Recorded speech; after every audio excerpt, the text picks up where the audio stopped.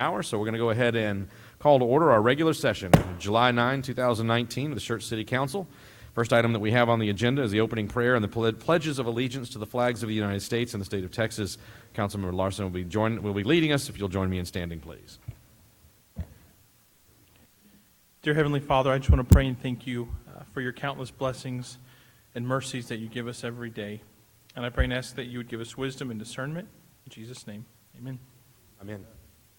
I pledge allegiance to the flag of the United States of America and to the republic for which it stands, one nation, under God, indivisible, with liberty and justice for all. Honor the Texas flag. I pledge allegiance to the United States, one state, under God, one indivisible. Thank you, Mr. Larson. All right, we have a couple of presentations. First on the agenda this evening, I'll tell you what, I'm going to skip, if I may, to employee recognition first. And then we'll go back to the presentations that we have. So first and foremost on the list here, EMS.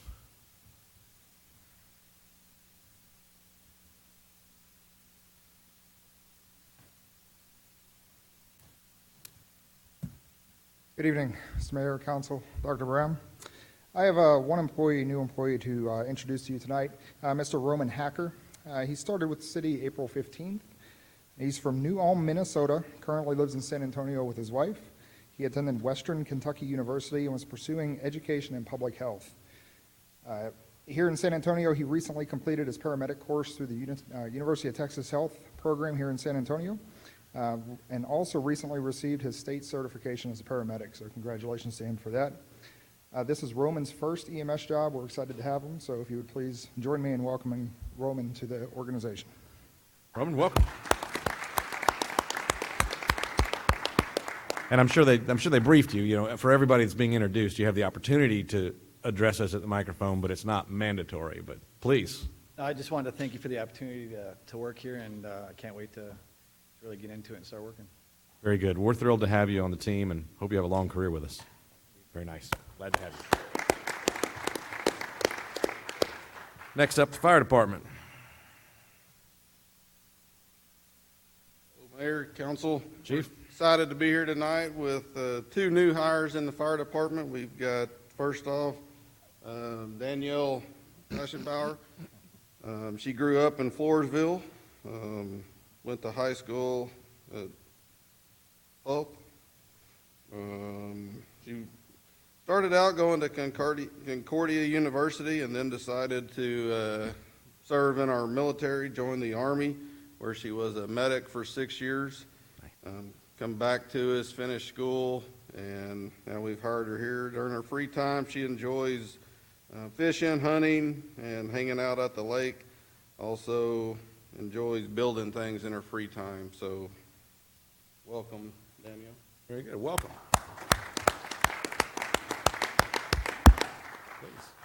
I just want to say thank you for the opportunity, and I look forward to working for the community. We're very happy to have you with us. Thank you. Up next, we've got our new Assistant Fire Chief, Greg Rogers.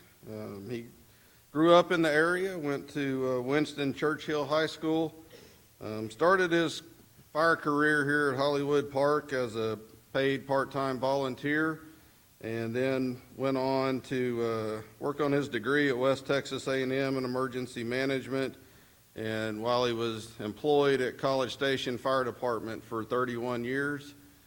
So he just recently retired from College Station Fire Department, worked his way up from firefighter to division chief in the College Station Fire Department.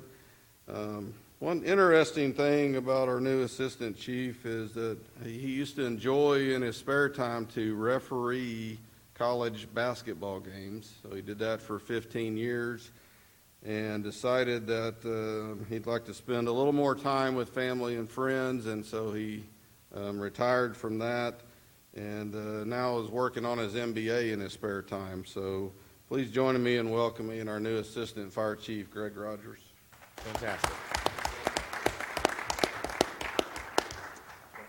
Thank you very much. I appreciate it. Just briefly, it's an exciting time for me. It's great to be back home. Thankful this job found me. And I look forward to the future of Schertz. I think it's going to be exciting. Very good. Very happy to have you with us. Excellent. All right, next up, Parks.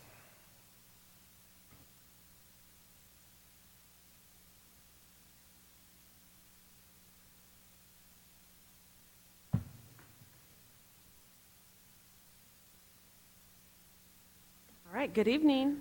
I'm here to introduce our new Senior Administrative Assistant, Miss Pamela Amon.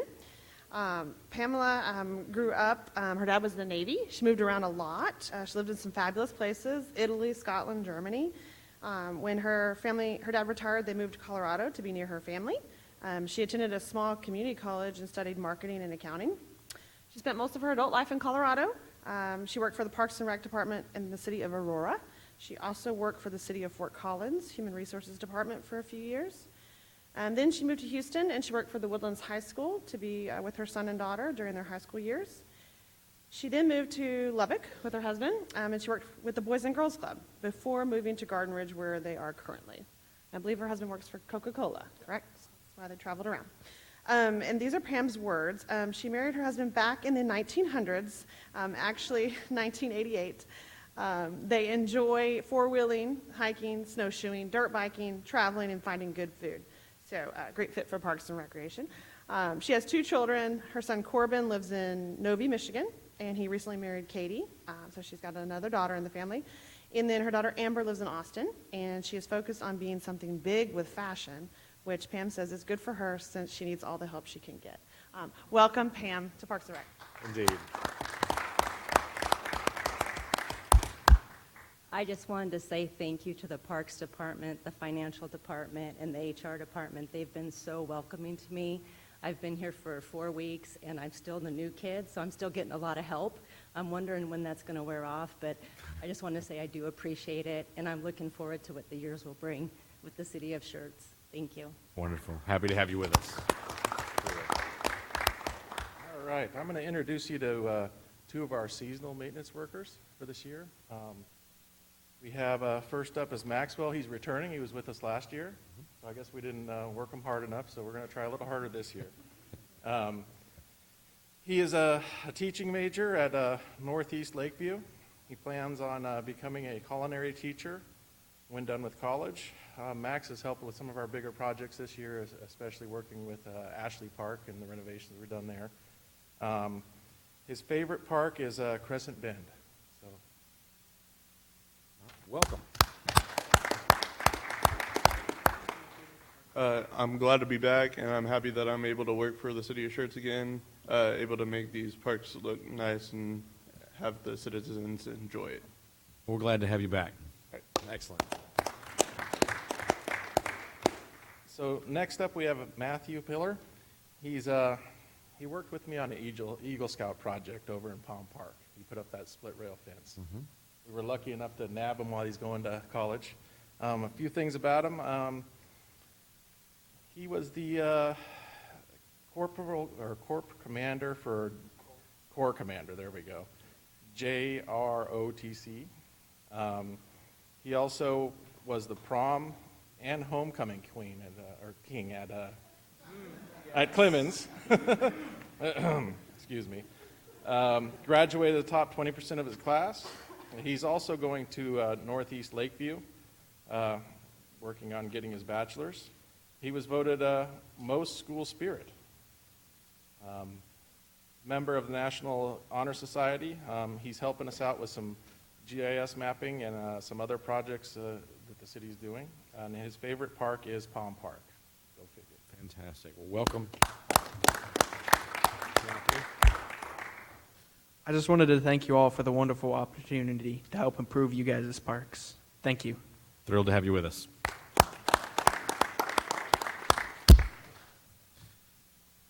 All right. I believe that's all the employee recognition work that we have this evening. Welcome again to all of you. And we're going to go back up here to our presentations. We'll start with a presentation and update on our animal adoption facility. Chief Bain.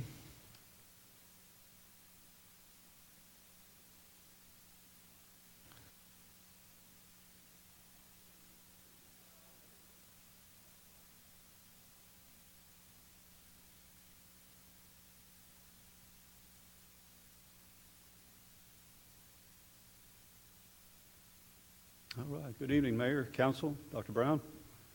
Quick update on animal services and everything we have going on down there. Talk about occupancy, animal disposition, staffing, some of our customer interactions, and some other issues. Current occupancy, 151 animals as of today.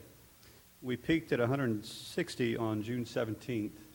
When looking at previous years' population, we're pretty much at double right now from what we previously experienced.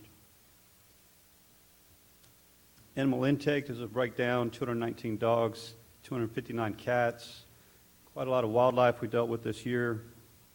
And this number is from January 1st to present day. Now, fiscal year, 794 animals for the fiscal year. And for the fiscal year projection, we're over 1,000 animals is what we think we're going to see. So a tremendous amount of animals coming in. Kitten season hit us really hard. We had 63 kittens at one time, and we're still working on adoptions there. One thing we work on very hard is the outcome, return to owner. Unfortunately, cats are rarely microchipped. Dogs, we see a little bit more prevalent. Adoptions have been going very well, and we've also got some great adoption partners out there now, and we've done some transfers. And all of our wildlife either is a wildlife release or goes to a wildlife rescue. One thing we don't like to discuss, but it's a reality, it's those that die in our custody. Unfortunately, we see several that come in that are injured or hurt. We see a lot of disease that comes into the shelter, and by the time we get them, it's too late. We've got a great vet we work with that, if you look at the overall numbers of where we're at so far this year, out of 571 animals that come in, this is relatively a small number. Euthanasia, it's another topic that we don't like, but it's a necessity at times. We've seen a lot of aggressive animals this year. We've had some human attacks, dog-on-dog attacks. Vet recommendation is generally because of injury or disease. Some that have medical conditions that cannot be treated. But overall, out of 571 animals, it's a relatively small number that we've actually had to euthanize. And we do not euthanize for space at this time. Staffing, we currently have 2 part-time kennel tech openings. They are in process. They're going through their psychological exam right now. And just based on the population at the shelter, all of our staff is currently working overtime. Adoption events, our last one was the 4th of July Jubilee. We had some adoptions out there and some secondaries that resulted from just having the trailer out there and having that visibility. Previous event was our Kitten Palooza. We talked about the vast amount of kittens we had in shelter. We actually took 27 kittens to that event and had several adoptions because of that. Large intakes, kittens. It's been kitten season. It's hit us really hard. 63 at its peak, and we're starting to finally see that taper off a bit, but there was days where people would bring boxes, 10, 12 kittens in at a time. Customer complaints, we haven't had any recent complaints concerning the facility, our processes, cost, or personnel. Some of the community complaints that we've dealt with are, we always get wildlife in the yards. We've seen a lot of wildlife this year, raccoons, opossums, snakes. Animals in the roadway, barking dogs, animal welfare concerns. We get a lot of stray cats that are trapped in the neighborhoods, aggressive dogs, snakes in buildings. We've had squirrels in the Civic Center. We've had to deal with quite a few dog bites this year and dogs at large. The adoption center is going well. We've had some flooring repairs to take care of, but those are getting handled quickly. HVAC system is still struggling a bit, and we have the portable AC units in place to help cool the building. And we have a mobile mini that's currently in use. And the primary reason for that is to get any animals with an airborne illness out of the shelter. Anytime they're in the shelter, once they sneeze, cough, it spreads like wildfire. So our concern is to keep everybody healthy. So we're using an external building to solve that problem. Cat kennels is a large project we're working on. We've been working with the vendors. We've made some site visits from other facilities. currently in the bidding process with some of the vendors, and just waiting on those to come in right now. Social media is where we primarily advertise all our found animals. We'll use that on Facebook, our city website, our community adoption events. Obviously, we want to get the word out and spread that to the community and others in the surrounding community. And we utilize primarily Pet Finder for our adoptable pets. It's a much larger audience using Pet Finder, and we've had great success with that so far. If I may, I do want to recognize the staff. With such a large population, everybody's been working overtime. They come in early, they stay late. Sometimes they don't even get lunch, and they've been grinding through it. So I think they really need to be recognized for all their hard work and dedication in such what can seem like an overwhelming task on a day-to-day basis. So we've got a handful of them. Some are still at the shelter working right now as we speak, but we've got Manager to Spain, Officer Lagunas, and Sergeant Solito with us here. So thank you all. Indeed.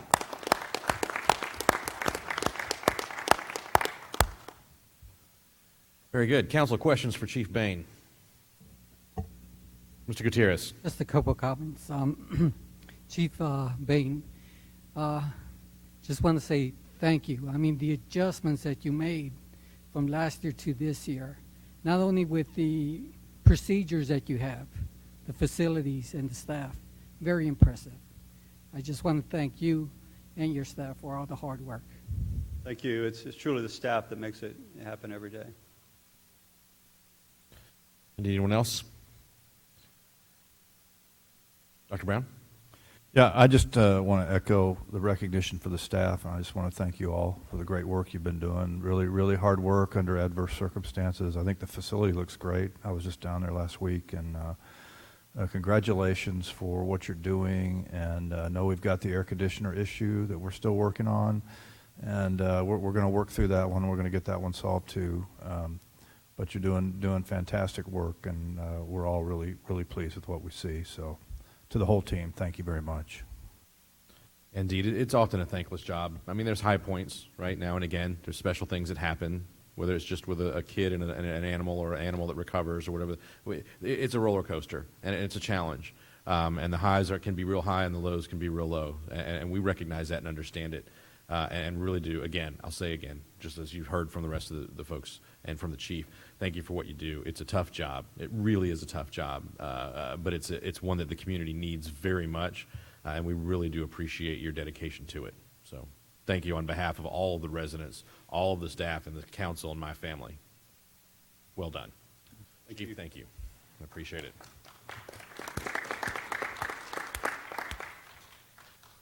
All right, next up, a presentation on a new online reporting system.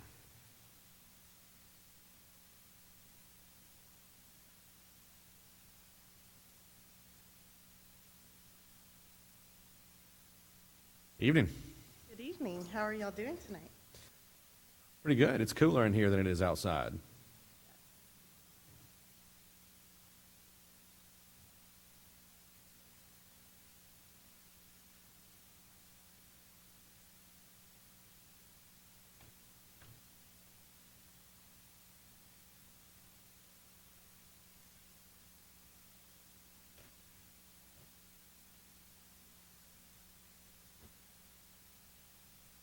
So I have some exciting news as far as the police department goes. We have currently implemented a new desk officer reporting system through LexisNexis.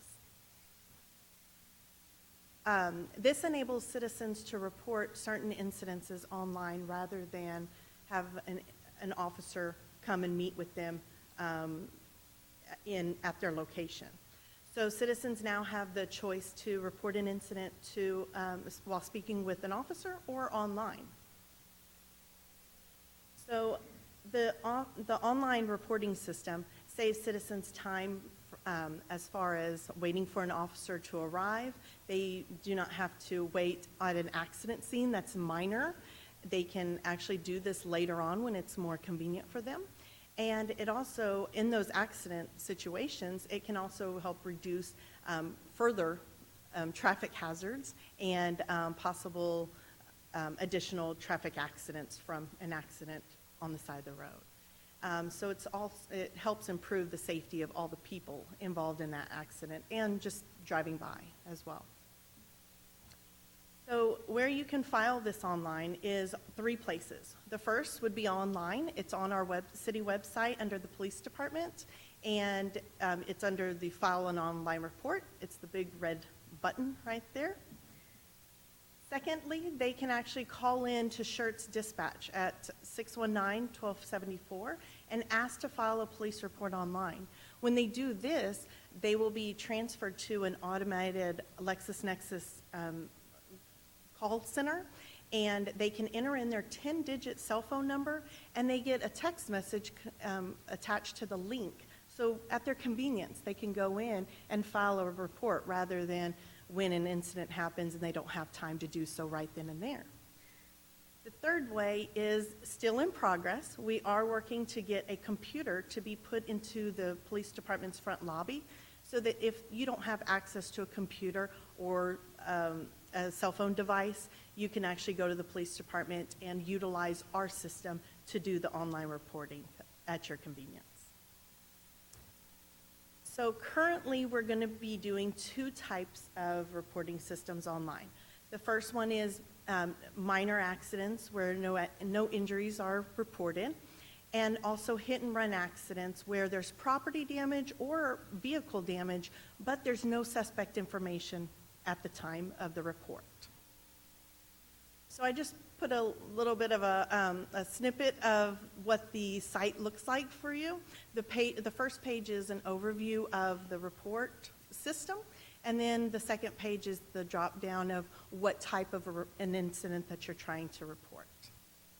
So after the citizen goes in to submit the report, one of our records specialists will review it to make sure that all of the information is there and is accurate as far as what they're needing. And then they will get an email containing a permanent case number for their reference later on. An additional system that we're working with is an online accident request. So they can go in and request a copy of their accident reports instead of coming to the police department during our normal business hours, which can be a little bit of a time crunch for most people. So they can go online and request the accident reports, and they can get it emailed to them. So any questions?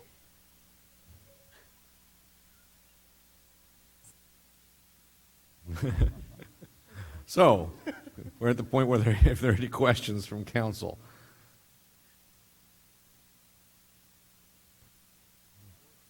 Ms. Brown. Yeah, how many of these kind of reports do you see being filed? We went live 9 days ago, and we had a total of 14 already. One was actually turned into an incident report.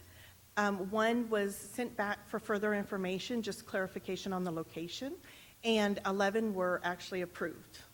So in 9 days, that's helped 11 people out in this community that saved the officers 30, 45 minutes to respond, take the incident information, as well as writing the report. Very good. Listen, it's fantastic work. I really do appreciate you taking the initiative, getting this done within the department. Any time where we can find a way to give time back to the officers to do more critical work, it's a win for everybody. There's not enough time to do all the things that need to be done, and clearly, this is a way where if I want to pick on my neighbor 2 doors down who's SAP, no, you don't do that. It's a way to take care of things that are minor that don't really need an officer to go and visit, and put that time back into the pool that we have to take care of business. So excellent work. Plans to have this in the Schertz magazine, perhaps? Yes, it will be in the magazine. We're finalizing that today. Excellent. And we hope to grow this program as well. Once we get our new report writing system, we can actually offer more services than just these two types of incidences. This is just to get the ball rolling in that direction. Great stuff. If nothing else from the rest of the council, thank you. Well done. Appreciate it. All right, next up, announcements of upcoming city events. Who has it? Good evening. We've got a number Right, of Mr. Kelm. upcoming events. Yes, sir. The Schertz Fire Department is currently accepting fans to help our citizens beat the heat. You can drop those off at your convenience at the fire stations, any one of them. For those who have a little more clutter than desired, we have a space organization class being held at the library on July 10th. On Thursday, July 11th, we have open mic poetry night for your favorite soliloquy at 6:30.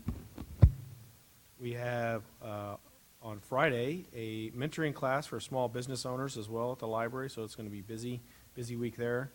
And then on Wednesday, July 17th, we have a ribbon cutting at TJ Family Clinic at 4 p.m. That's on the Parkway. We've got quite a few just scrolling down here.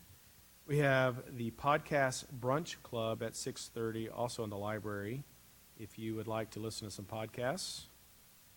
And then on Monday, July 22nd, any candidate desiring to have his or her name on the official ballot for the upcoming general election shall do so no sooner than July 20th.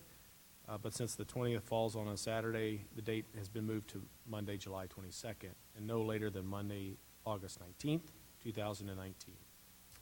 And then our next council meeting is on Tuesday, July 23rd, and that'll be it for this evening.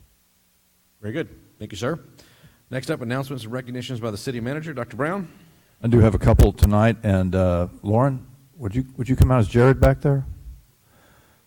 And Mary's here. So we just want to recognize them for the outstanding 4th of July Jubilee celebration.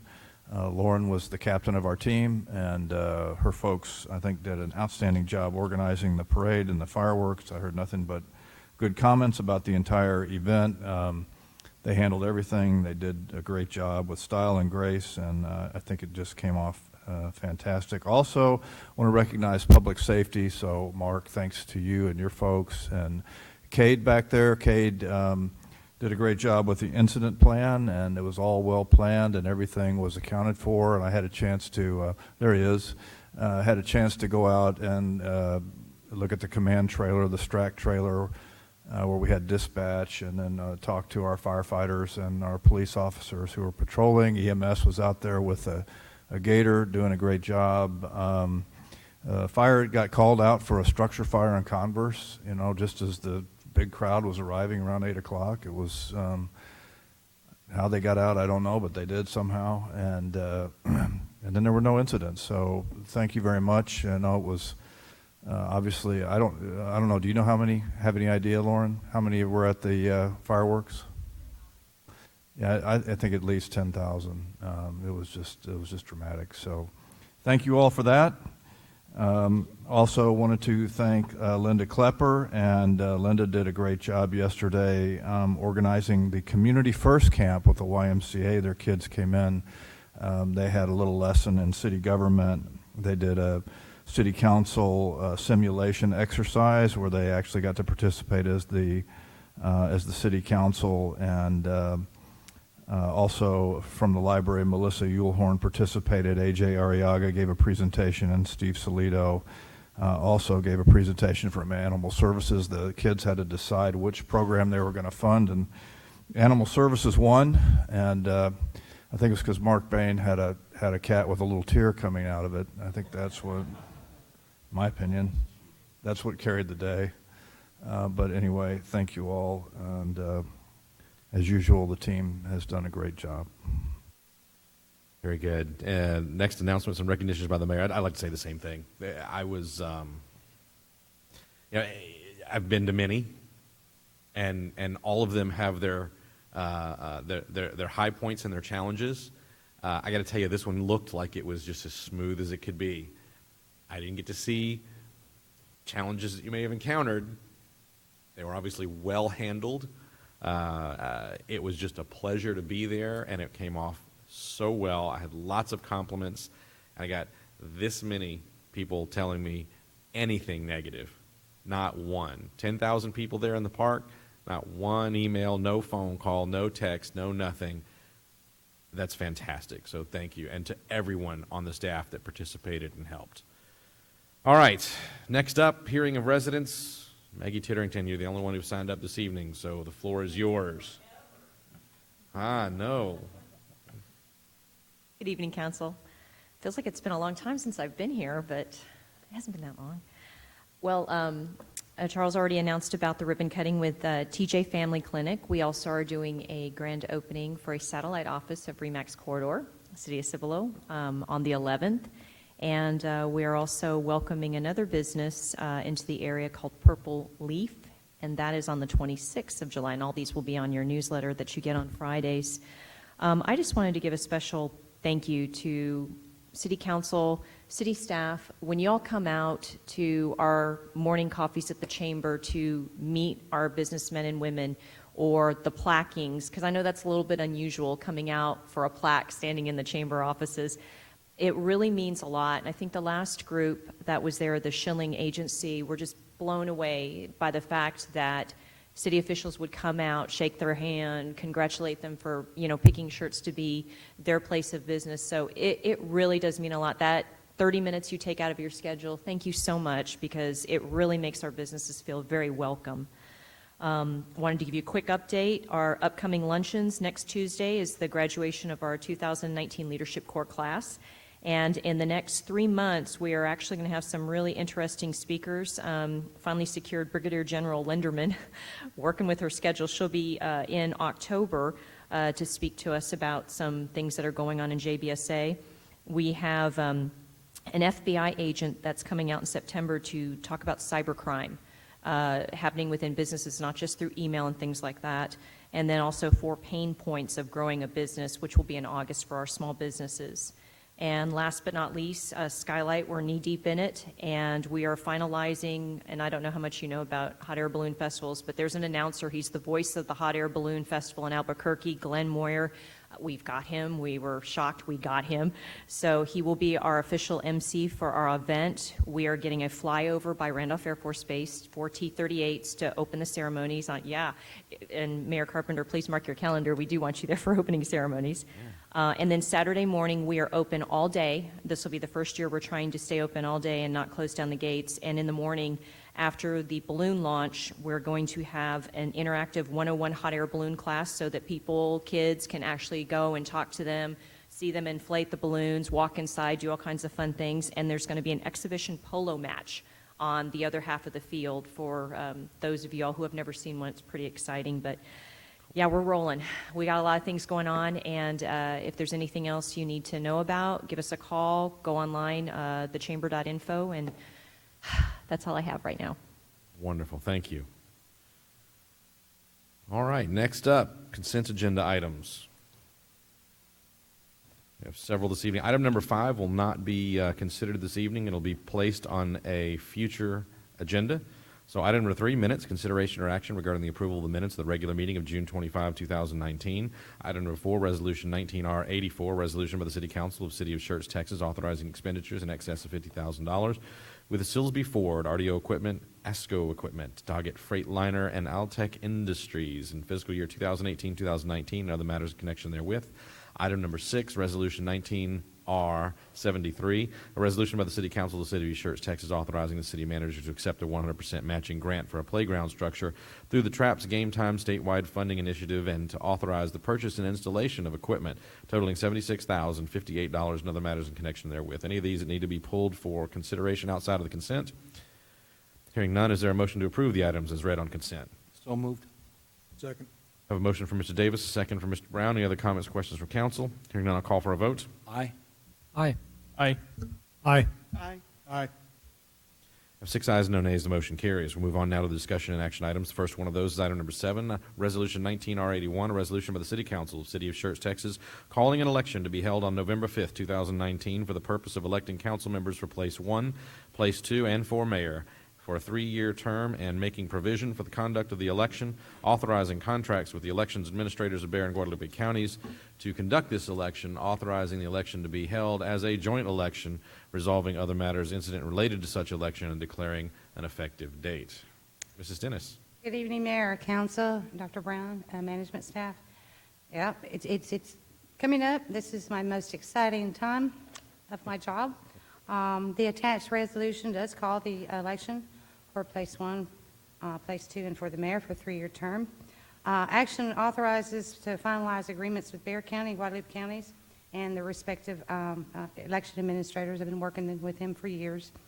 Some things to note about this year that, we went, I think 2 years ago with vote centers with Guadalupe County. Well, we are going to be able to do that with Bexar County. That thing is moving along, and we'll be having the final. You've got a draft in there, so that means that those vote centers on Election Day, anybody can go to any one of those. They don't have to go to precincts. So just like Comal County, Bexar County's doing it. So what we're doing, though, have been notified by Comal County that they are in the process of working with the Secretary of State to go to vote centers. Now, if Comal County gets the approval, which, their deadline, I believe, is the 22nd for submission. If they get that, then I'm going to have to contract with them because their vote centers will be totally different than Guadalupe County. I've been in contact with them. I've got everything going. And if that does come to fruition, I will come back to you with a resolution of contract. But what this does is, it calls the election. Notice has been placed, out there on the magazine. It's posted on the website. Of course, the first day to file is a Monday, the 22nd, not Saturday, because I'm closed. But if you find me on that date, I will have to accept it if you have a packet in your hand. But I usually hide that date. No, I'm just kidding. But anyway, this is what we normally do. The end of a ballot, where you can come in to file for a ballot, is Monday, August 19 by 5 o'clock. Everything is online and available. I have printed packets as well. Our office is open, and we are very excited, about the vote centers with Bexar County. You saw what it did with Guadalupe, so I recommend approval. And like I said, if I will keep you updated on the Comal County issue, and if so, I will come back with a contract. Very good. Anyone have any questions for Mrs. Dennis? If not, I'm going to move from the chair that we approve Resolution 19R81. Second. I have a second from Mr. Gutierrez. Any comments, questions from council? Hearing none, I'll call for a vote. Aye. Aye. Aye. Aye. Aye. Aye. 6 ayes and no nays. The motion carries. Thank you, sir. Ma'am? Thank you. All right, next up, item number 8, ordinance 19S16, an ordinance by the City Council of the City of Schertz, Texas, to change the street name of Wiederstein Road to Cibolo Valley Drive for the portion of Wiederstein Road from Cibolo Valley Drive to the frontage road of Interstate Highway 35. Our first reading. Good evening, Council.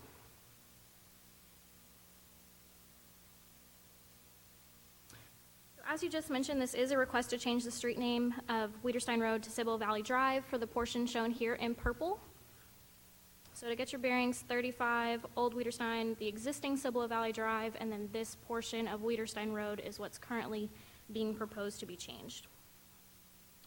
On June 14th, 28 public hearing notices were sent out. At this time, we've received 2 responses in favor, one from the City of Cibolo for this property that they currently own here, and then 1 residential homeowner identified there. On May 28th, City Council adopted Resolution 19R64, authorizing the city manager to enter into an interlocal agreement with the City of Cibolo regarding cost sharing for improvements to Wiederstein Road. As part of that interlocal agreement, there is a whereas clause identifying the City of Schertz has a willingness to change the name of Wiederstein Road from Cibolo Valley Drive to the northbound frontage road of 35. So we are here tonight to basically do that, propose the change to Cibolo Valley Drive for this portion. It would provide consistent street naming along the existing right-of-way, assist with delivery of goods and services to the areas from 35, fulfill the terms of that proposed interlocal agreement, and also aid in public safety responses. In reviewing the proposed change, The planning division did reach out to our emergency services, fire, police, EMS. We also reached out to our GIS department, which all of which were provided that they had no objections. GIS also identified that there are no current addresses identified on Wiederstein Road. So at the immediate, no change of address for any property owners or businesses will have to be completed. Additionally, we did reach out to Bear Metro, which also identified that it could help with some of the 911 responses, that there's sometimes confusion on, you get a call, I'm on Wiederstein Road, but they don't know which Wiederstein Road they're actually on, which city.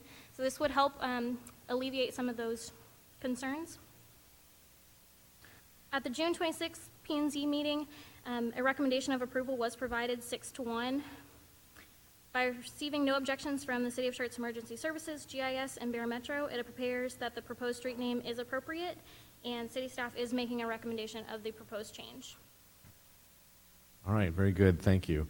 So, council, some of you may have been around long enough to remember me saying things like, we'll never change the name of that street. There's absolutely no reason to change the name of that street. And I may have even had some other phrases to go along with that. But what became clear over time was that having 3 streets within the city limits of Schertz named Wiederstein can be confusing. It can certainly be confusing for dispatch. It can certainly be confusing for any of our first responders. It's going to get nothing but busier there. I mean, we see the development that's going on. With that much more traffic in the area, having clarity as to what street a person is on if they're calling for help is of paramount importance and far above my personal concerns or personal desires for the name of a street in the city of Schertz. That said, council, other thoughts, comments, questions for staff? Dr. Scagliola. Yeah, I was just wondering, how soon can we expect TxDOT to make the signage changes?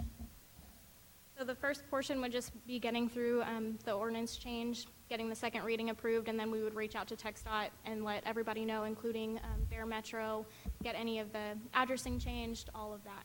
So Yeah, this do not know. is a request that's a long time in coming, so I definitely approve of it.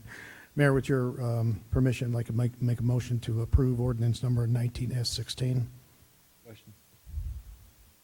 Yes, Mr. Davis. Do we have a status of the interlocal agreement? I mean, we approved the previous ordinance that talked about the maintenance and repairs of Cibolo Valley Drive, and I believe it went back to Right. Cibolo. Have they approved it, and what is the status of the interlocal agreement? Has that been signed between both cities?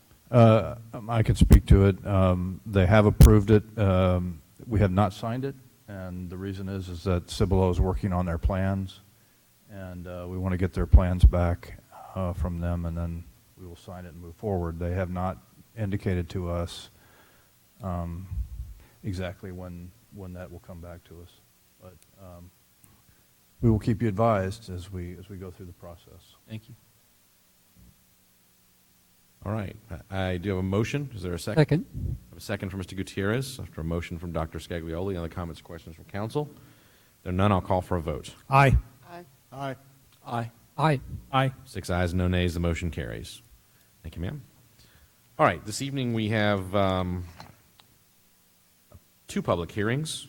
The first one is regarding Resolution 19R83, a resolution by the City Council of the City of Schertz, Texas, authorizing the implementation of the Stormwater Management Plan and approving the Notice of Intent for Stormwater Discharges from Small Municipal Separate Storm Sewer Systems, MS4, under the Texas Pollutant Discharge Elimination System Phase 2, MS4 General Permit TXR 040000 for the city and other matters in connection therewith.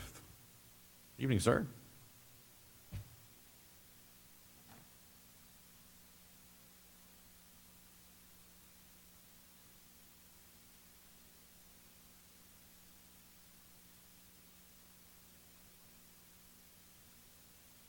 Good evening. As you mentioned, this is for renewal of the stormwater general permit for the city. It's TXR 40,000. Just a little nomenclature. Folks don't necessarily know about MS4. Again, municipal, it's owned or operated by a public body, and that's all anything that drains to the waterways of the U.S., and so that's all of our streets, channels, gutters, pipes, anything like that. Separate. And there's our areas of the country that have combined stormwater and wastewater systems. Here we have all separate systems, and then the storm sewer system, again, that's all of those conveyance and runoff facilities.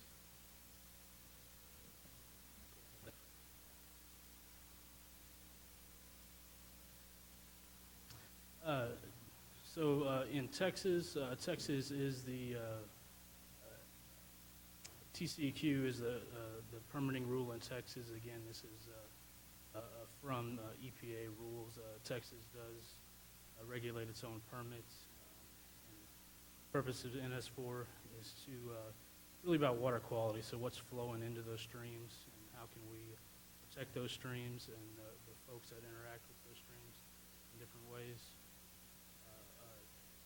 In the little exhibit, you can just kind of see everything's connected: roofs, what you do in your backyards, pets, anything that happens on the roadways. It all flows to this city of Schertz MS4 and into the streams. And that's true for commercial-sized construction. There's a whole lot of areas. A little history. In 1972, the Federal Water Pollution Control Act was amended, commonly known as the Clean Water Act. I hear a lot about that. Originally, there was just phase one, large cities, medium and large discharge cities. We are phase two, so everything at that time that was under 100,000 falls into the phase two category. The first permit that TCEQ came out with was in 2007. It was updated and permitted in 2013, and at that time they came out with levels, level 1 through 4 of small MS4s, to just kind of create a separation, because larger cities have more requirements, and so we are a level 2, and that's between 10,000 and 40,000, and just to mention, so that's at the time of the census. That's why we will remain a level 2 for this time around. And again, in 2019, it's reissued. And that's what we're working on. So again, the submittals that we need are the notice of intent for stormwater discharge, and then our stormwater management program. The NOI, or the notice of intent, is really kind of an application for the permit. So it has the administrative information, and that's really who our required signatory is, and that's Dr. Brown. And then we can designate separate contacts for those people for different parts of the implementation and or permitting. Identification of discharges, and those are two local streams that do have impairments, and that's Drycombe Creek and Cibolo Creek, and then a summary of our stormwater management program. That stormwater management program, the permit itself requires minimum control measures, and so that's written in the TCEQ permit, and we'll touch on those a little more later.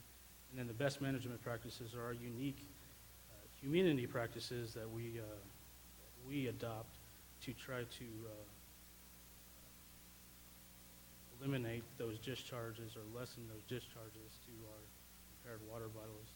And those BMPs need to have measurable goals and evaluation criteria. The program needs to be annually evaluated, and we have to submit a report to TCEQ for all 5 permit years.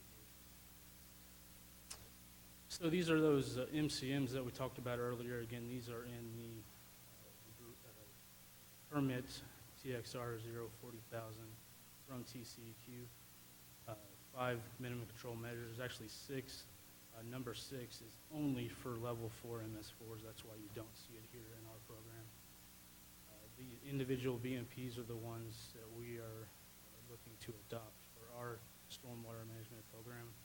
Many of them are things that we already do in our existing program, but we're required to evaluate each permit cycle to see if we need to add or change those existing permits to do a better job.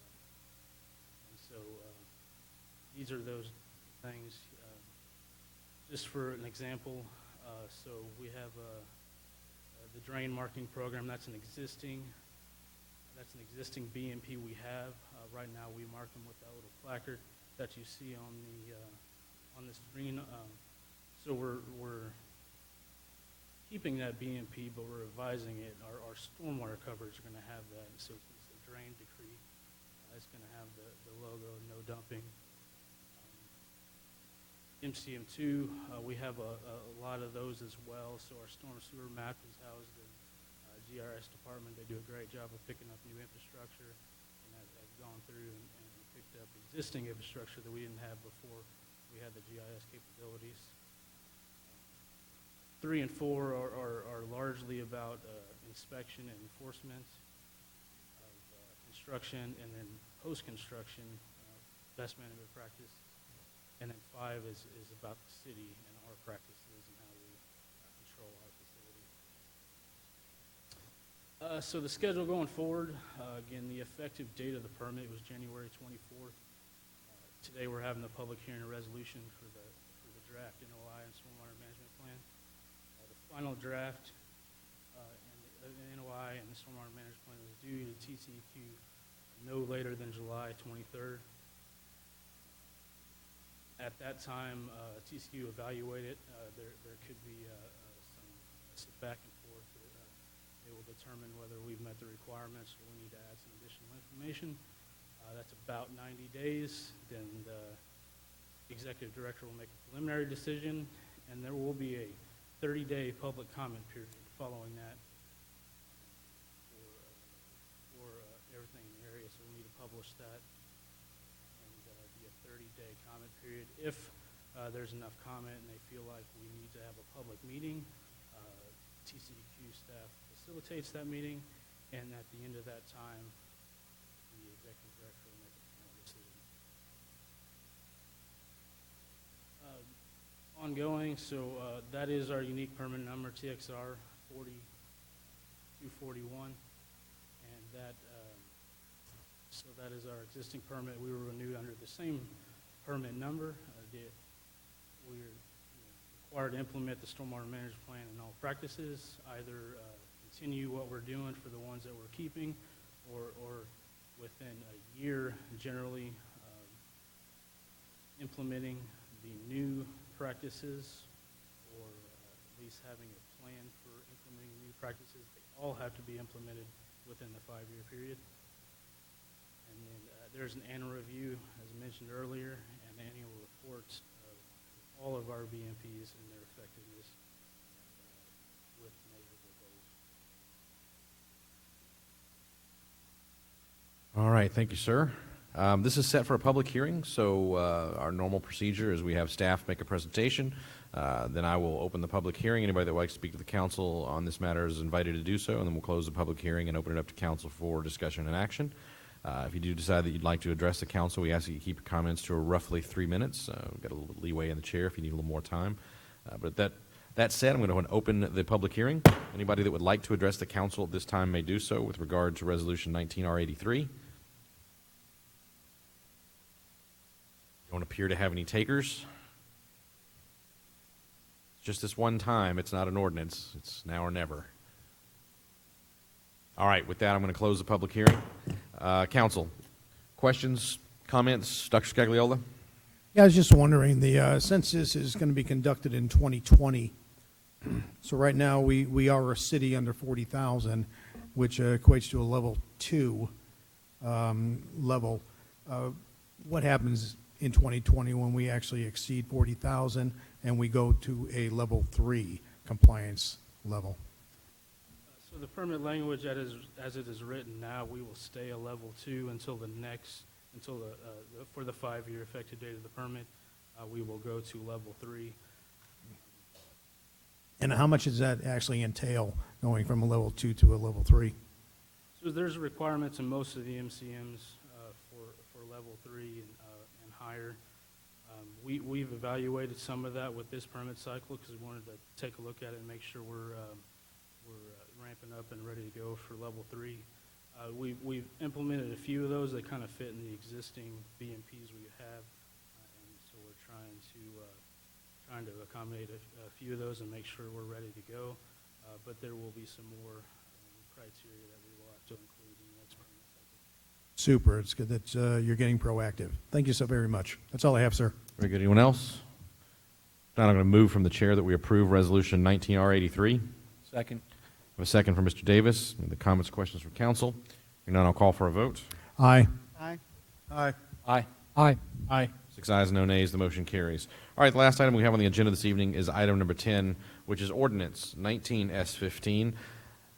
It's also a public hearing, but an ordinance by the City Council of the City of Schertz, Texas, to approve a specific use permit to allow an automotive repair major land use on approximately 1.5 acres of land, generally located 1,500 feet south of the intersection between IH-35 and FM 1103, more specifically described as 5702 FM 1103, City of Schertz, Guadalupe, Texas, Guadalupe County, Texas. It's our first reading. All right. All right, good evening.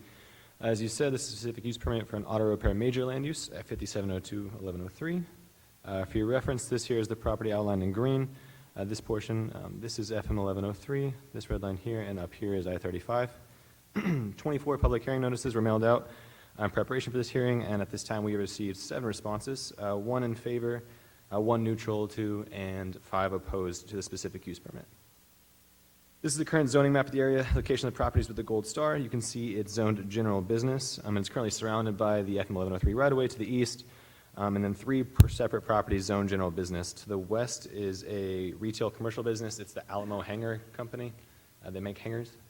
To the north is the RV park, and then to the south is a non-conforming vacant single-family residence. Looking at the effect of this specific use permit on the existing and future adjacent development, the comp plan identifies this area as single-family residential, which is intended to primarily have a mix of residential uses as well as limited commercial development that would support the daily activity of the adjacent residential areas. An automotive repair major land use would be classified as a commercial business that would help serve the surrounding community, and therefore the proposed automated repair land use is in general conformance with the comprehensive plan. The proposed land use is also in conformance with the existing conditions of the area due to the commercial zoning designation and of the adjacent properties, and also because the subject property is located on a principal arterial roadway. So this is FM 1103 here, which is identified as a principal arterial via our master thoroughfare plan, and the primary function of the principal arterial roadways is throughput rather than individual access, and they are built to accommodate higher volumes and levels of mobility. The subject property's proximity to 1103 is an important part of this case because principal arterials are not designed to provide individual access to single-family residences, and the property's direct access to 1103 indicates that the property, the development of the property as a commercial business is appropriate. Moving on to the conceptual site plan, you can see here that they're proposing an approximately between 8,000 and 9,000 square foot auto repair commercial business. A site plan shows 1 proposed access point up here on 1103 that exists inside a variable with ingress-egress easement, so that this property can share the existing driveway back with the property to the west. There's proposed to add 43 parking spots as well as a 24-foot fire lane here on the northern and eastern sides of the building. A final stormwater management plan was approved by our engineering department, but the applicant is still awaiting TxDOT's approval of the drainage plans. For that reason, TxDOT's approval of the stormwater management plan will be a condition for this SUP. Here are the proposed elevations for the commercial business, which comply with all the exterior building material requirements, glazing requirements, and architectural feature requirements. Regarding the landscaping on site, the applicant is proposing to landscape 39% of the total land area and plant a total of 18 trees, satisfying the base landscape requirements, and as well as all the other ones in Article 9. Overall, the site plan meets all the requirements outlined in the UDC, and staff is recommending approval of this specific use permit because of the compatibility of the proposed business with the comp plan, the property's access under 1103, and the property's compatibility with the commercial zoning classifications of the adjacent properties. Staff is recommending a conditional approval of the specific use permit to allow an auto repair major with the following conditions: building permits approved within 1 year of the adoption of the SUP, Use begins within 2 years of the issuance of the building permits, and the Texas Department of Transportation approves the stormwater management plan. This item was heard at the Planning and Zoning Commission last month and was unanimously approved. All right, thank you, sir. All right, this is set for a public hearing, same rules as we have previously, and this time I'm going to open it up to the public. Anybody would like to address the council this time regarding this matter may do so.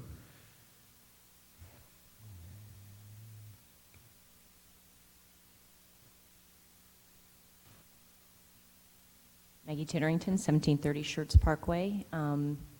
Thank you for the presentation, all the information, and I've been in through several of these talks when Mark Roberts has come forward. I think everybody knows him to be a very upstanding businessman in our community, very smart builder, very conscious of the community, and I would hope that with all the information and the staff recommendations that you all would agree and pass this special permit. Thank you. Very good, thank you. Anyone else?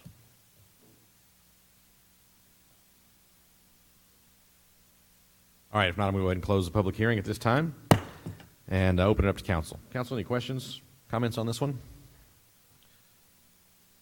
Mrs. Hayward. How many of the letters did you send out? Or approximately how many of the notice letters did you send out? 24. Thank you. All right, anyone else? In that case, I'm going to move from the chair that we approve ordinance 19S15. Second. I have more hearing loss in my right ear than in my left ear, so I have a second from Dr. Scaglioli. Any other comments or questions from council? Then I'm going to call for a vote. Aye. Aye. Aye. Aye. Aye. Aye. I have 6 ayes, no nays. The motion carries. Thank you, sir. Next item we have on the agenda this evening is a roll call vote confirmation. The first item is consent 3, 4, and 6. Councilmember Davis made the motion, seconded by Councilmember Brown. Mayor Pro Tem Hayward and Council members Davis, Gutierrez, Larson, Scagliola, and Brown all voted yes. Motion passed. The next is item number 7, 19R81 resolution. The motion was made from the chair. Councilmember Gutierrez made the second. Mayor Pro Tem Hayward, Council members Davis, Gutierrez, Larson, Scagliola, and Brown voted yes. Motion passed. The next is item 8, ordinance, first reading. Councilmember Scagliola made the motion. Councilmember Gutierrez seconded. Mayor Pro Tem Hayward and Council members Davis, Gutierrez, Larson, Scagliola, and Brown voted yes. Motion passed.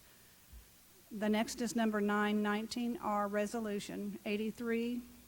Motion was made from the chair. Councilmember Davis made the second. Mayor Pro Tem Hayward and Council members Davis, Gutierrez, Larson, Scagliola, and Brown voted yes. Motion passed. And finally, number 10, ordinance, first reading. Sorry, I didn't have that written down. 19S15. Motion was made from the chair, seconded by Council member Scagliola. Mayor Pro Tem Hayward and Council members Davis, Gutierrez, Larson, Scagliola, and Brown voted yes. Motion passed. Thank you, ma'am. Next item that we have this evening is a workshop, and this is a presentation and workshop regarding our Emergency Operations Center and our Emergency Operations Plan. Chief?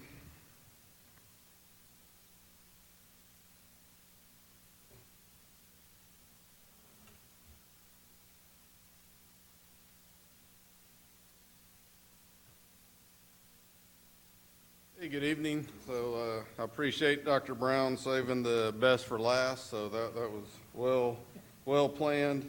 Everybody's favorite topic to go over at the end of a meeting. So just wanted to take a little bit of time and give some information. Starting out here talking about NIMS, our National Incident Management System, is kind of how we respond to any incident in the city. It's kind of the book we go by for any incident, any accident, any weather event. It's all meant to build off of one another and be a little bit bigger event. It can handle anything as it continues to expand. Just kind of the basic information about our emergency management program and EOC. you know, the senior executive leaders are crucial for our response. You know, they're going to give us information that we need that they're getting from the citizens as well. And you know, they're going to know which ones need that support and what type of support activities that is. Some of our local responsibilities is, you know, we plan for all hazards, not just weather events, not just floods. We've got train tracks, we've got I-35, we've got I-10. So we plan for all hazards, and we participate in an all hazards response as well. You know, we have written plans, annexes, emergency operation plan. So all this is kind of our guidebook that we can get out and use anytime we respond to any type of incident.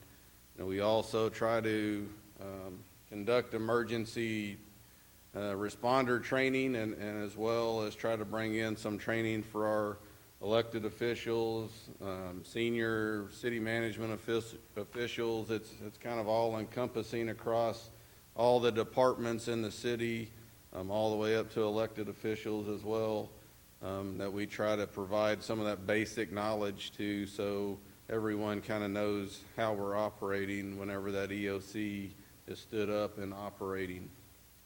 We also conduct drills and exercises on an annual basis. Sometimes that's done with businesses. We have our Guadacoma hazmat team that we have a regional response, and we always use an emergency management EOC setup whenever we conduct a full-scale exercise for our hazmat team, and we move that around to the different cities each year when we do that.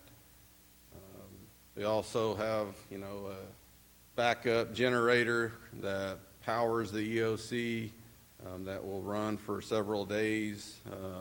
Anytime we lose power to the complex, we've still got the EOC powered, as well as the public safety buildings. We also work on developing mutual aid agreements to help respond to everyone around us. We help them, they help us, is kind of the basis for all of those mutual aid agreements.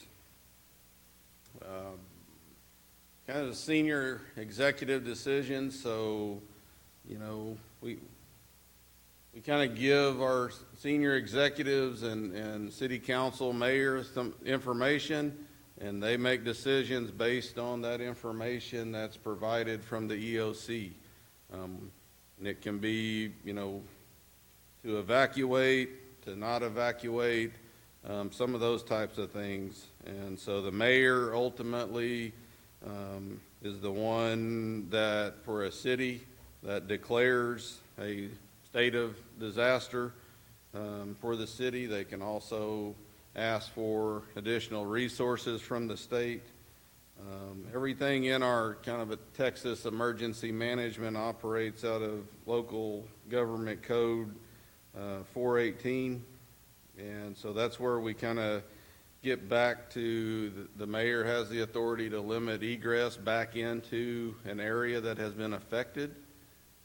And so all those are kind of how that full team approach comes together to provide that information that you're getting from residents in the vicinity or when you're out in the community, and then bringing that information back to the EOC and the mayor so that decisions can be made based on that. Most of our mutual aid agreements that we have around us cover 12 to 24 hours where someone will help their neighbor out with really no charges or, you know, anything for 12 to 24 hours whenever we have an incident going on.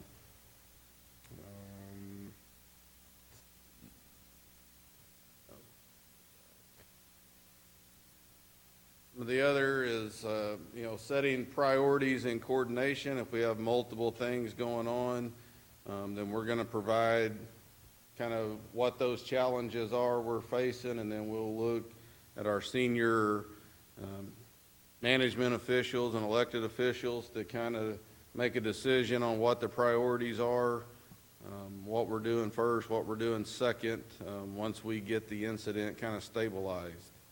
It can also be policy changes. You know, we can find out during an emergency incident or weather event that we have a policy that prevents us from quickly purchasing things that we need. So that it may be a policy change that occurs to suspend certain purchasing rules during an emergency response or incident or weather event.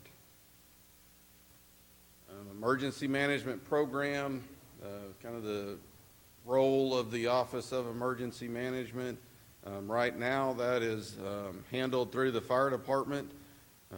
The mayor and/or county judge has the ability to appoint an emergency manager to coordinate the activities of the emergency management program, and they can that's basically handled on a yearly basis through the state. The mayor signs a form each year notifying the state of who that is. Going through is just some of our plans. Like I said, this is just emergency operations plans, is kind of how we're going to operate around the city.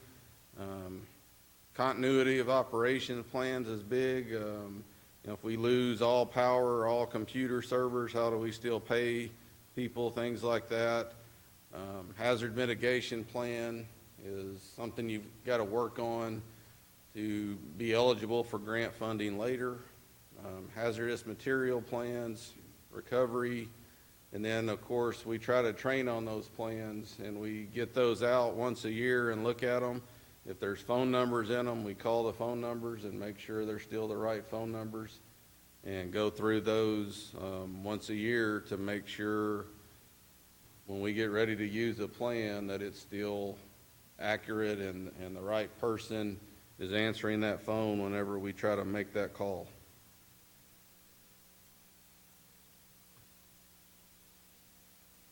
On kind of the capacity and capability to respond and resources readily available that we have access to, is evacuation resources, stockpiles.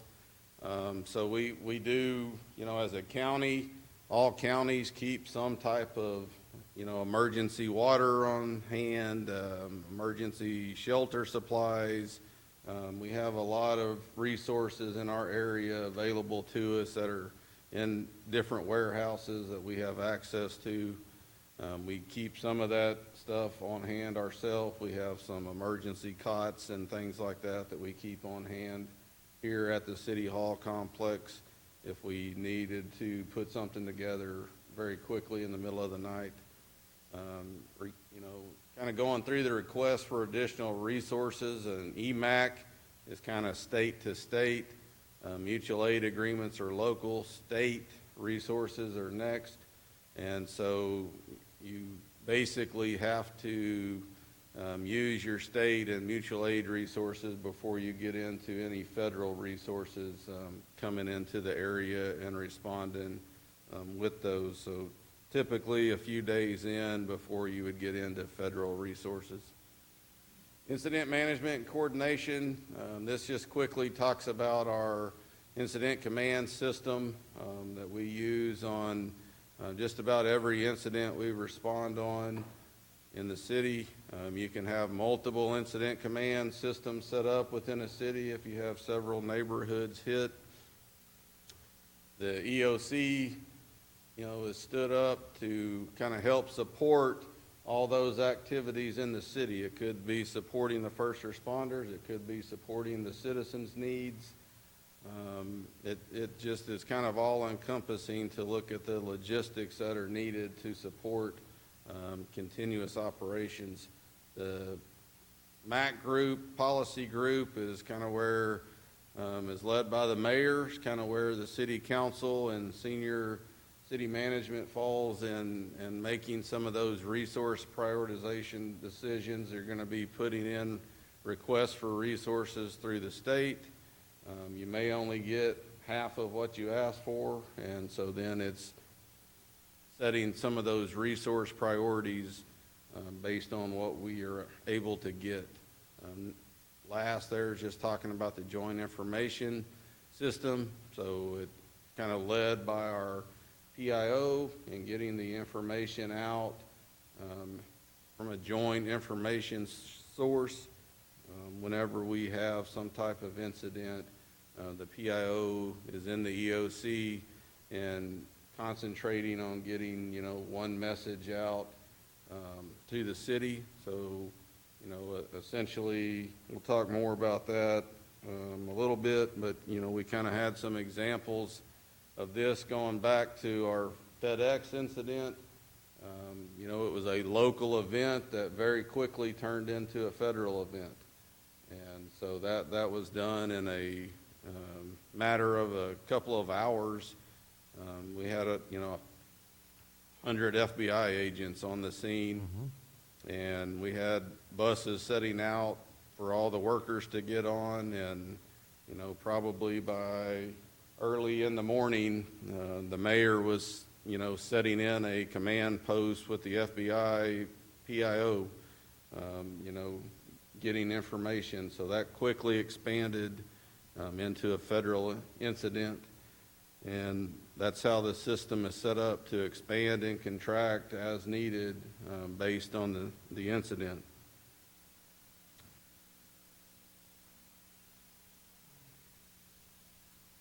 So this is just showing a quick picture of our current EOC that's set up in the fire training room. And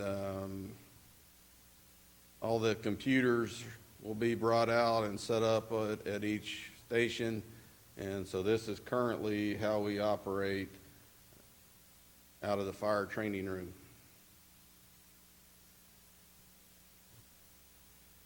Okay, so getting into real quick to wrap up here at the end about how citizens should prepare.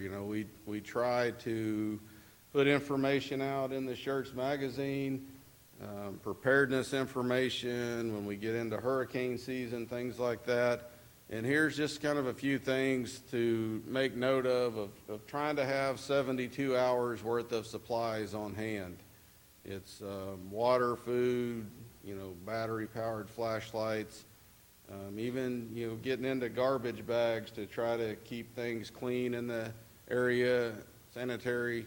But it's also thinking about those prescription drugs you need, non-prescription drugs, and also your animal supplies. That's something that's, new in emergency management that's quickly becoming a part of emergency management, is taking care of animals and, what we're going to do with, people's animals, and of course, eyeglasses. So what should you expect from the city during a emergency event, a weather event, whatever it is? And so we kind of break everything down from the city standpoint into short-term and long-term. You're gonna get a full public safety response. We've got all our regional assets available to us in the ACOG region, but also it's all hands. We just recently experienced with the weather event where Public Works was out moving a tree at 2 o'clock in the morning so a fire engine could get through a street. So all that is what it takes when we have a short-term response we're looking at, of making roads passable for evacuation, for fire department vehicles, EMS, police, kind of all your public safety agencies. Of course, we'll have water, food coming. We always look at local vendors, whether it's Whataburger, Chick-fil-A, we always try to use those when available because they're quick and easy. But, we've got HEB as well that has some mobile assets that we can use. BCFS Emergency Management is also in our city that provides a lot of emergency management resources as well. That's helped us out numerous times during events locally here. Long-term is when we get into those damage assessments and going door to door, making sure things are safe for residents to re-enter their homes without worrying about a collapse or something like that happen. So that involves our planning department, building code coming out and assisting with that. It's also mitigation, getting rid of that debris and stuff that we've had to move off the road, public health, housing, if we've had neighborhoods destroyed, it's kind of going through the process. And then last is just, setting up meetings between state and federal resources with our citizens so that we can kind of assist them in what programs and resources are available to them. How the city communicates, again, I brought a copy of our July Schertz magazine. It has in here our REAM, Emergency Alert Network, how you can sign up for that to get emergency alerts. We've also got some of the preparedness information that we put out on what things to start looking for and stockpiling to prepare. It's also, some of the other ways we communicate is integrated public alert warning system is called iPause. So that's kind of the TV, cell phone, radio. We are set up as an agency for that now, where we can send out emergency alert notifications via cell phone and radio and TV for Schertz. Public Affairs, of course, puts all the information in the magazine, city website, social media, e-newsletters that they send out. We always try to put one message out from the EOC. So this is when we suspend scheduled posts on our Facebook pages and social media pages. And we try to just use one platform at that point, and then all the other departments that have those types of pages would share that instead of putting something out different. We had a great partnership, back during Hurricane Harvey, to where the school district even participated with us and shared our messages as they come out. Cibolo did. We had churches locally that also were doing that instead of just putting things out that they come across on a website or Facebook page. They were waiting on the city to get information updated and sent out, and then they were sharing that information as it went out.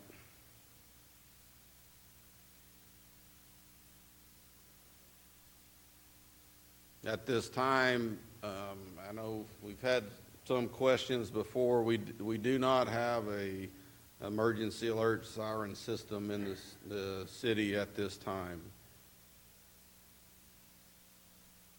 That's kind of the quick overview. I could talk another hour about it, but Well, Chief, a couple things. Some of you know that I was lucky enough to be invited to an afternoon briefing in the White House Executive Building a couple weeks ago, and as one of the briefings we had FEMA and HUD and a couple of other folks from the Intergovernmental Affairs Office that are liaisons from the White House to the various agencies. And one of the questions that was asked was, what is the most important thing that local governments can do to prepare for a disaster, an emergency situation that is widespread? And what's the most important thing for us to plan for and be prepared to execute on? And without question, from the multiple agents, the liaisons that were there, they said two particular things. The first one was train, be prepared, be organized, be good at preparing documentation as things happen and after they happen, so that we can demonstrate after the fact to FEMA or any other agency our ability, what we did, how we did it, when we did it, and the ability to produce all of those things, including our plan that supports what we did, will speed getting funding, because we will not be the ones going, well, what do you need now? Well, what do you need now?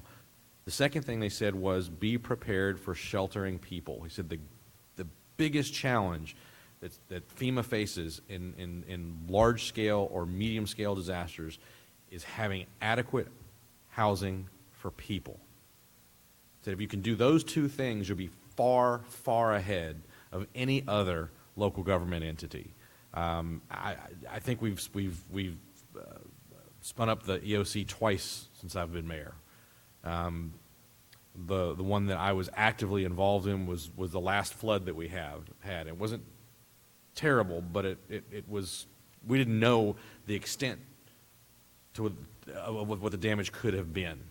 And I got to tell you, for everybody that may be watching this video later, we're not perfect. We don't know everything, but by God, we executed, and we were prepared down to the point that we had historical records about what's happened in previous floods, where we've timed when the water rises at different points along the Cibolo Creek, and we're able to predict, based on events happening upstream, when water would crest on the other side of 78.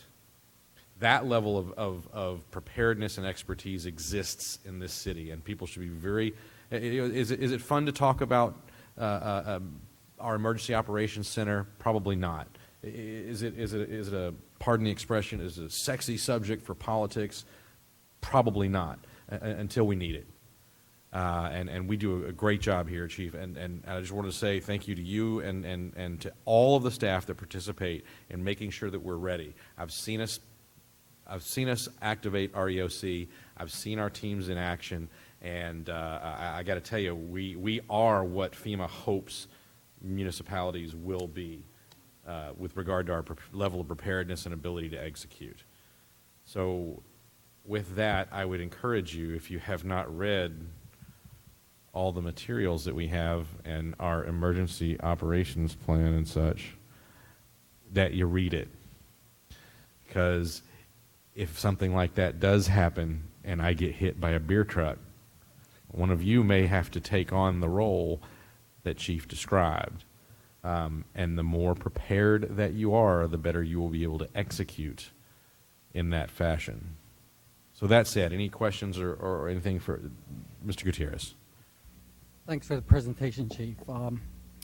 The mayor focused on being prepared as a city, but if you go back to slide number 8, I want to emphasize to the citizens of Schertz that you have to be prepared as a family also. It is important that they look at this list and be prepared themselves. One thing that's missing on this list is a meeting place. Sometimes families get separated. There has to be a meeting place where they can all meet at one point. We never know when that disaster is going to happen. And being prepared as a family is very important, just as important as it is for the city to be prepared.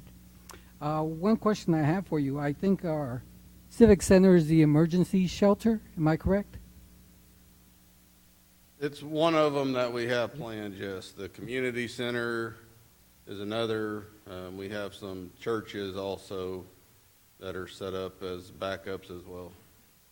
Okay. So when a family is displaced based on this emergency, should they come to the Civic Center here and then we will route them to the appropriate place, or where would be the first place they need to go to? Yeah, so it's going to be dependent upon where the event is at. I mean, it could be at Corbett Junior High. It could be at another school. We're going to be in that neighborhood. The first responders are going to be in that neighborhood in the event of that. But that would be something that the responders on the scene would be directing, based on what part of the city it's in So we wouldn't make a blanket statement just to say, go to City Hall, because it's dependent Depending on upon where it's the at. event. If it's a major rain event, then, we might have to pick a place that's a little higher, or a church location. So I would just say at that point, that's when we're gonna be calling and waking up Linda and getting some information out on the website and social media, but also the police and EMS and fire on the scene would have that information given to them within minutes of once we see what that incident is. Okay. Thank you, Chief. That's part of the function of the EOC too, right? Yes. I mean, the EOC is going to be in the planning for those types of contingencies and emergencies and making those type of announcements through the PIO. Need anyone else? All right, with that, Chief, thank you. I appreciate it, and especially the work that's done in preparedness for this community. All right, I don't have any other items on the agenda other than requests and announcements, and we'll go back. Announcements by the city manager, anything further? Just have one thing. The Region 8 of the Texas City Management Association, which is our local region, will be meeting for lunch at EVO on the 19th of July at 11:30. So if council members would like to attend, we'll be sending out an announcement quite soon about that. So you're welcome to come out. We'll have we're going to have a legislative wrap up from TML, and that's going to be the speaker for that event. Gonna fit that into one lunch? I don't know. All right, next up, request by mayor and council members items be placed on a future city council agenda. Anything we need that we don't currently have? I don't seem to have any takers. That's good. Next up, announcements by the mayor and council members, and we'll start with Mayor Pro Tem Hayward. Light week, but the good thing was the 4th of July, or Independence Day, I should say, parade. It went off without a hitch, and I would like to say thanks to everyone that participated, those that were behind the scenes that made things go. And I think lots of people, especially the kiddos, seemed to really enjoy it, and it was just a great day. Excellent. Mr. Davis? Nothing, sir. Mr. Gutierrez? I just like to echo that the Jubilee was a great success. I want to thank the Parks and Rec, Police Department, Fire Department, EMS, and the city staff. It took the whole city to be involved to get this event. Great comments. That's all I kept hearing myself, is all the great comments that we had, and the attendance was great. And I was glad to hear that the police had no incidents. That's a true testament of a great evening. Thank you all. Very good. Mr. Larson? Nothing. Dr. Scagliola? Yeah, just to reiterate, thanks to all those involved with making our 4th of July event so memorable. That's all I have, sir. Very good. Mr. Brown? Great Jubilee. Let's do it again. Indeed. And I got to have my say about how proud I am of the work that was done on the 4th. It appeared to be just perfect. That said, if there's nothing else from staff or from council, then we stand adjourned.